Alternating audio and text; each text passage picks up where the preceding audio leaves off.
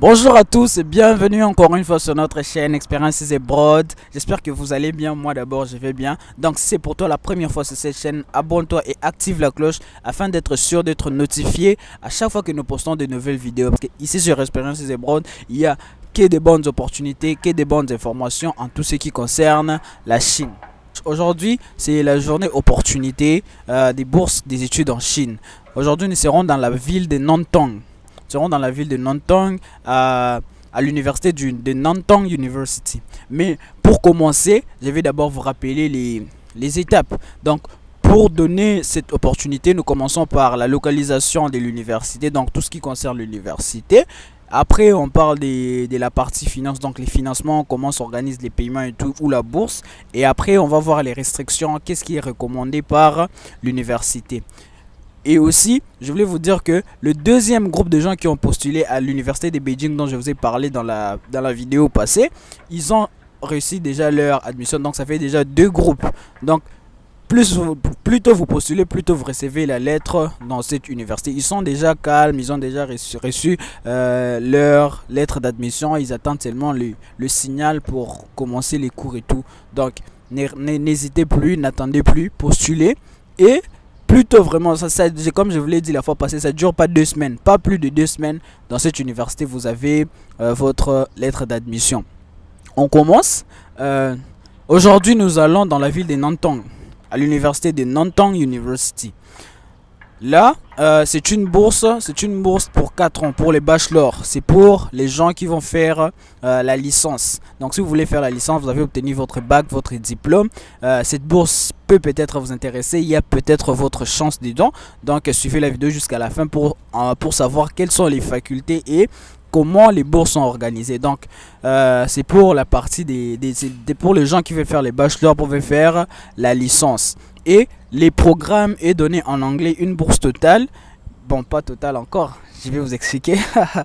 Donc une bourse qui est donnée en anglais, avec un programme en anglais. Donc c'est bien, c'est bien. Moi je préfère ça parce que vous êtes presque préparé au lieu d'abord de commencer par une année de chinois, malgré que pendant que vous serez en train d'étudier il y aura quelques cours de chinois, mais quand même c'est déjà un programme en anglais et c'est confortable presque pour tout le monde.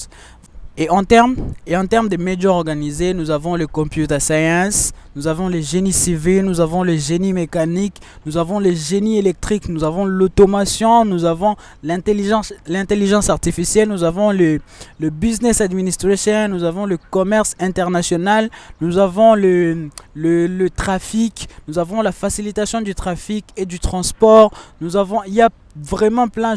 Peut-être j'ai oublié, je vais mettre toute la liste dans la description. N'hésitez pas de regarder parce que je crois que j'ai pas tout donné, parce que j'ai vu il y en a plein, il y a plein de majors qui sont organisés pour cette université. Donc n'hésitez pas de regarder dans la description, ça peut-être j'ai oublié quelques facultés et vous pouvez retrouver celles qui vous intéressent. Donc regardez dans la description. Voilà.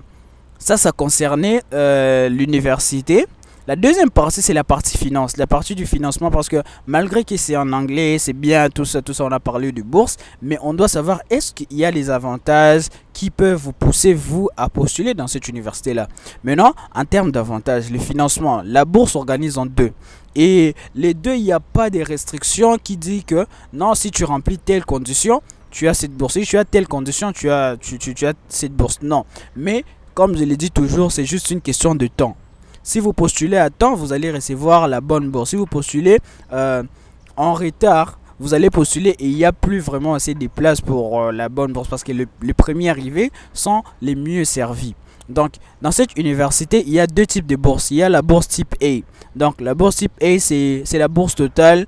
Pendant les 4 ans, on paye pour vous l'école, l'université je vais dire, et le campus. Donc pendant les 4 ans vous êtes free, vous payez rien du tout à part votre visa. Mais aussi c'est ça, quand je dis c'est gratuit, chaque année vous-même vous allez réviser votre visa et votre assurance, et le tout ça coûte à peu près 200 $ ou 100 000 francs CFA par mois, par an. Donc ça c'est pour vous, peu importe la bourse que vous avez, chaque année vous devez réviser ces histoires là vous-même. Voilà. Et ça c'est le type A, on paye tout, c'est la bourse totale, c'est le full scholarship je vais dire. Ça c'est intéressant. En tout cas si vous postulez à temps, vous avez beaucoup plus de chances d'obtenir la bourse du type A.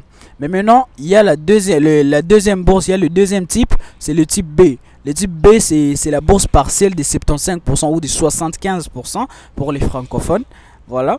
Maintenant, la bourse des 75%, ça s'organise comment? On paye pour vous la totalité des frais académiques. Tout est gratuit pendant les 4 ans parce que la licence c'est 4 ans.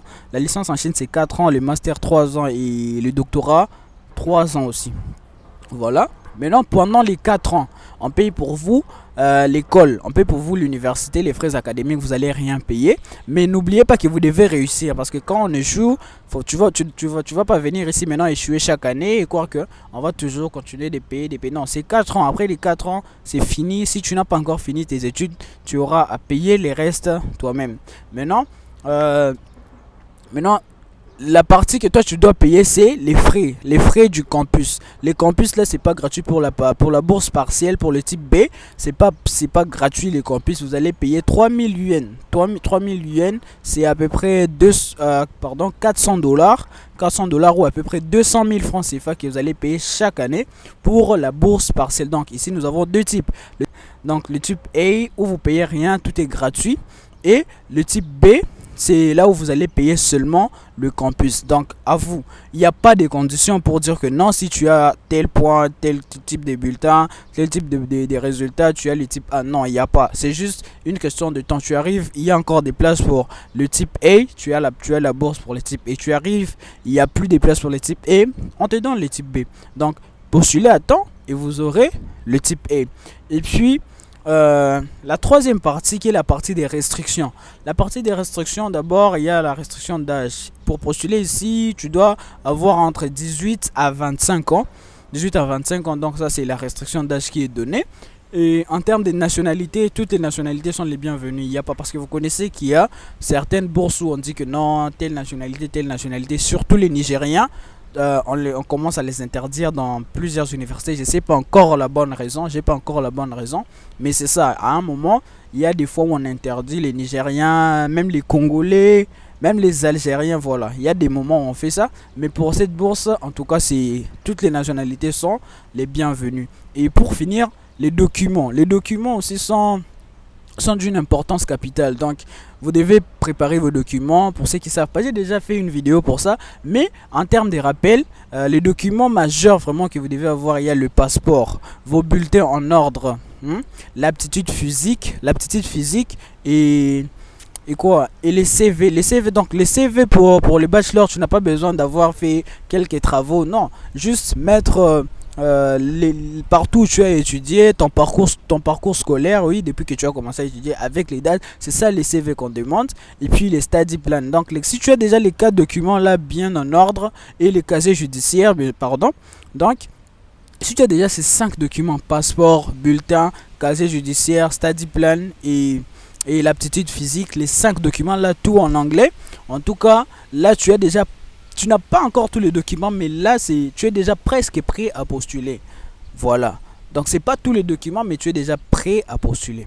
Donc c'est tout pour cette bourse. Donc regardez maintenant, si la bourse vous intéresse, n'hésitez pas. Ça sera tout pour cette vidéo. J'espère que la vidéo vous a plu. Si c'est le cas, n'hésitez pas de mettre un pouce bleu, de partager avec vos amis qui peuvent être intéressés par ce genre d'opportunités. Et je vous dis à bientôt dans la prochaine vidéo. Ciao.